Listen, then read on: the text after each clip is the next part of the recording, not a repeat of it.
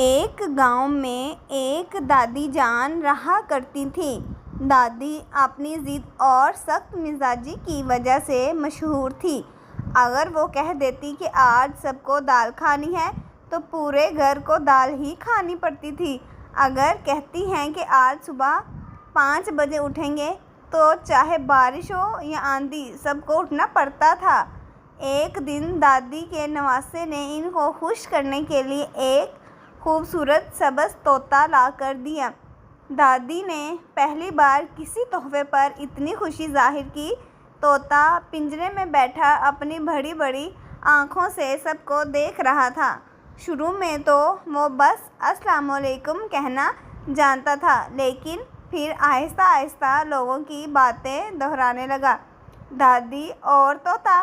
दादी जब कहती थी बेटा मुझे दूध ला दो तो तोता ज़ोर से चीखता मुझे दूध ला दो। घर वाले हंस हंस कर लोटपोट हो जाते। दादी को पहले तो ये सब अच्छा लगा, लेकिन जब तोता इनकी हर डांट दोहराने लगा तो दादी के सब्र का पैमाना लबरेज हो गया। ज़िद और मजाक। एक दिन दादी ने कहा जल्दी खाना ले आओ। तोता चीखा जल्दी खाना ले आओ। दादी ने गुस्से में कहा चुप कर जा बदतमीज़। तोता बोला चुप कर जा बदतमीज़। ये देखकर सब गांव वाले हंसने लगे। अब तो हर शाम दादी के घर तमाशा लगता। बच्चे बड़े सब जमा होकर दादी और तोते की लड़ाई का मज़ा लेते।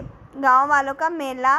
अब तो गांव के लोग कहते आओ भाई आज दादी और तोते की नई बहस देखते हैं। तोता दादी के हर जुमले को दोहराता और कभी उल्टा भी कर देता। अगर दादी कहती मुझे चाय चाहिए, तोता कहता मुझे चाय नहीं चाहिए।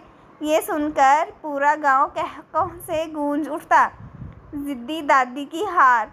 दादी ने दिल ही दिल में सोचा कि ये तोता मेरा मुकाबला कैसे कर सकता है।